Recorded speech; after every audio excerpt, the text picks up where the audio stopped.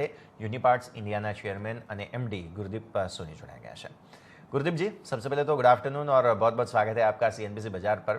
सबसे पहले तो ऑब्वियसली जो इन्वेस्टर्स ने भरोसा जताया आपकी कंपनी में और जो सब्सक्राइब किया था, जो आपके साथ जुड़े हैं, एक वोट ऑफ थैंक्स आपकी ओर से, और उसके बाद हम चर्चा की शुरुआत करें। बिल्कुल बिल्कुल, क्यों नहीं। इनफैक्ट बहुत हम ग्रेटफुल हैं अपने जो इन्वेस्टर्स जो आए हैं हमारे साथ, और उनके लिए भी जो गए हैं, क्योंकि उनका भी जर्नी बड़ा अच्छा रहा है हमारे साथ, और आगे चल के भी जो आने वाले हैं और जो हमारे साथ जुड़ गए हैं। कंपनी यूनिपार्ट्स इंडिया लिमिटेड बहुत ही अच्छा फ्यूचर अपना देख रही है, और सब शेयर होल्डर्स और जो स्टेक होल्डर्स हैं, हम तो बहुत अच्छा फ्यूचर देख रहे हैं अपने सबके लिए। वो सबके लिए बहुत बहुत धन्यवाद, बहुत बहुत शुक्रिया।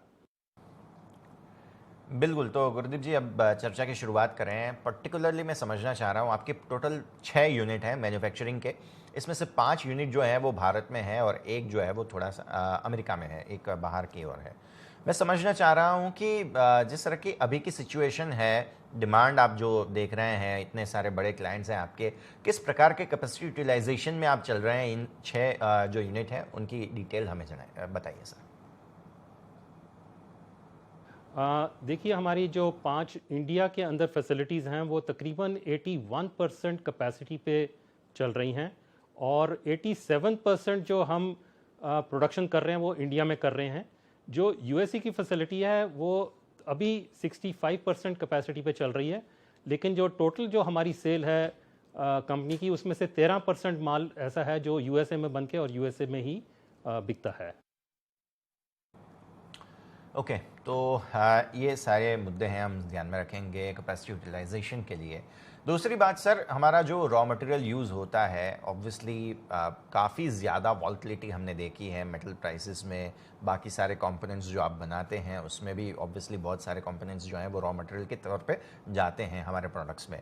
अब हमें ये समझाइए कि अब थोड़ा सा स्टेबिलिटी आने लगी है, ये जो रॉ मटेरियल के प्राइस के इन्फ्लेशन है उसमें, और प्राइस कंट्रोल होने लगे हैं इसमें, तो समझाइए कि आपने कैसे इसको प्राइसिंग किया है, और क्या ये प्राइसेस आप देख रहे हैं कि ये ट्रेंड जो है वो अब थोड़ा स्टेबल हो चुका है?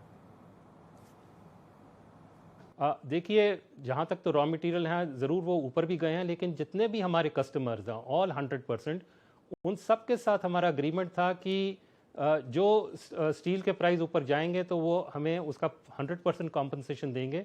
और अब इनफैक्ट क्योंकि थोड़ा सा नीचे आ रहा है तो हम उनको थोड़ा सा कॉम्पनसेशन दे रहे हैं। और स्टील कोई लेके नहीं, लेकिन क्योंकि हमारा एक्सपोर्ट का बिजनेस है, तो जो सी फ्रेट भी जो है, क्योंकि हमारा सारा जो मटेरियल हम बनाते हैं वो सी से जाता है, तो उसका भी फुल कॉम्पनसेशन हमें दिया गया है, और अब वो भी नीचे आ गए हैं। तो बट ये हमारी जो यूनिपार्ट्स इंडिया लिमिटेड की जो बॉटम लाइन है उसके ऊपर बिल्कुल भी कोई असर नहीं होता इसका।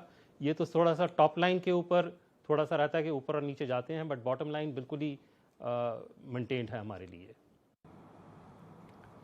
ओके सर, अब इसके अलावा थर्ड तिमाही जो है, ये तीसरी तिमाही अभी चल रही है, इसका अपडेट थोड़ा सा समझाइए। बिजनेस सो फार कैसा देखा है आपने?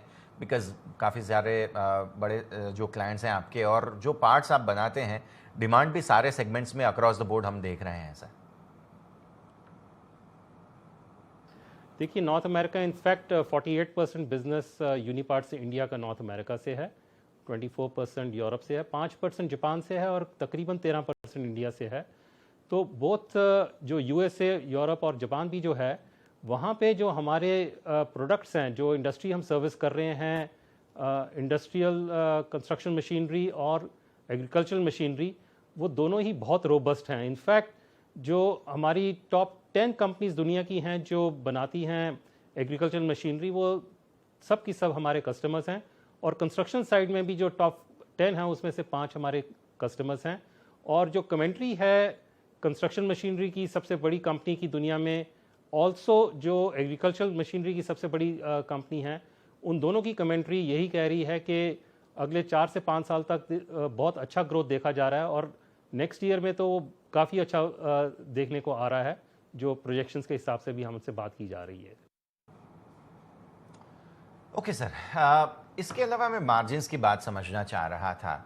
रीज़न ये है कि अब तक हमने, जैसे आपने भी बताया कि आपने प्राइस एग्रीमेंट्स जो है वो आपके क्लाइंट्स के साथ कर रखे थे, क्योंकि प्राइस अगर रॉ मटेरियल के प्राइस अगर वॉलेटाइल होते हैं तो इनफैक्ट हम समझ सकते हैं कि आपके मार्जिन्स पर असर आए। अब जबकि आपने ये जो कॉन्ट्रैक्ट्स कर रखे हैं तो ज़्यादा आपके एबिटा मार्जिन पर असर नहीं होना चाहिए इसका, तो क्या अब ये जो एबिटा मार्जिन से अब आप स्टेबल की ओर आगे बढ़ते हुए देख रहे हैं? बिल्कुल, ये पिछले 2-3 साल से काफ़ी स्टेबल हैं और हम इनको एक्सपेक्ट करते हैं कि इसी तरह से रहेंगे, क्योंकि जिस तरह से हमारा सर्विस मॉडल है, हम अपने विदेशी कस्टमरों को मोस्टली हम अपने वेयर हाउसेस से माल देते हैं। इनफैक्ट 40% माल हमारा वेयर हाउसेस से जाता है और करीब 27% हम डायरेक्ट एक्सपोर्ट करते हैं। तो इन दोनों के अंदर हमारा सबसे ज़्यादा मार्जिन रहता है और काफ़ी स्टेबल भी है और बेहतरीन रहने का।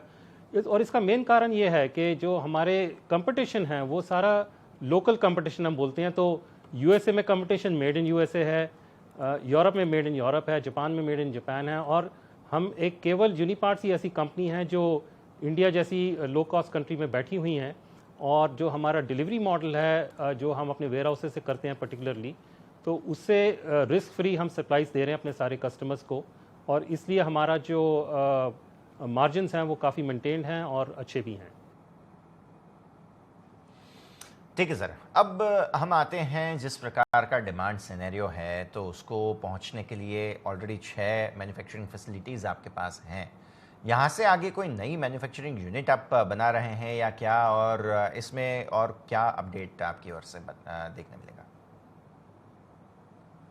बिल्कुल, आपने जैसे आपको मालूम है कि 5 हमारे इंडिया में हैं और एक यूएसए में है, और जो इंडिया में जो छठा वाला है वो ऑलरेडी जगह हमने ले ली हुई है और हम उसका प्रोडक्शन, इनफैक्ट उसकी सेल जो है जनवरी ऑनवर्ड्स शुरू हो जाएगी, और वो इतनी कैपेसिटी रहेगी हमारी कि आगे 2 साल का जो हमारा प्रोजेक्शन है उसके लिए हमारी कैपेसिटी अभी से लगने के लिए तैयार हो गई है हमारे छठे यूनिट में।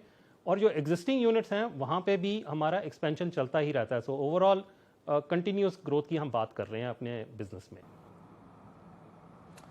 ठीक है सर, और एक आखिरी सवाल मैं आपसे पूछना चाहूँगा। गवर्नमेंट ऑफ इंडिया जो है वो अब हम देख रहे हैं कि मेक इन इंडिया को काफ़ी ज़्यादा आगे बढ़ाने की कोशिश में है, और ऐसे माहौल में आप तो काफ़ी अच्छे से ऑलरेडी जो है वो मैन्युफैक्चरिंग में अपने यूनिट्स वगैरह भी आपने बढ़ा रखे हैं, तो आपको कोई इंसेंटिव और आप कैसे देख रहे हैं, इस यहाँ से कोई आपको सपोर्ट मिल रहा है? देखिए, एक्चुअली हमारा बिजनेस इतना रोबस्ट है जिस कंट्रीज़ में हम करते हैं कि गवर्नमेंट इंसेंटिव्स के तो हमें ज़रूरत भी नहीं है, और हम उसके बिना ही जो, क्योंकि हम एक्सपोर्ट के अंदर तकरीबन 25 साल से हैं, तो ये तो हमारा ब्रेड एंड बटर काम है, and we are not dependent on any government incentive as such. Definitely, तो ये सारे मुद्दे हम ज़रूर ध्यान में रखेंगे। सर गुरदीप जी, बहुत बहुत शुक्रिया आपका हमारे साथ जुड़ने के लिए, और हम आशा करते हैं